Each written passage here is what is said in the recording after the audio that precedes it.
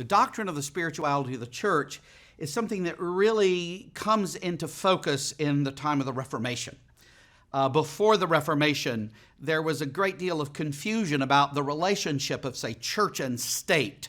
The Roman Catholic Church had developed a view that the church was over the state.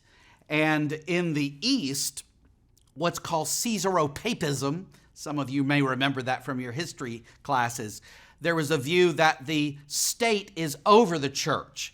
And when it comes to the Reformation, Calvin and the other reformers particularly said it's not a matter of one being over the other. Each are properly under God. The church, the state, the family has a proper relationship under God.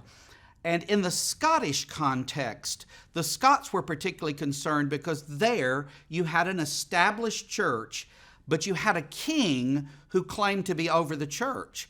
And the Scots, this was something called Erastianism, that in the Protestant context, you had a ruler, a civil ruler over the church.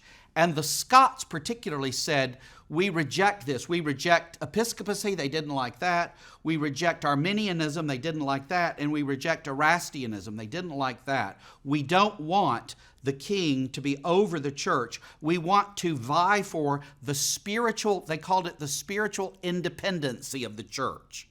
And that spiritual independency of the church, which got talked about in Scotland in the 16th and then especially the 17th centuries, that developed on these shores, that developed in the American Presbyterian Church in the 19th century into the language of the spirituality of the church. But it has its roots in the spiritual independency of the church, particularly wanting to make sure that the state does not have rule or exercise this undue authority over the church, that the church has its own integrity, its own officers, and it answers to Christ as its head.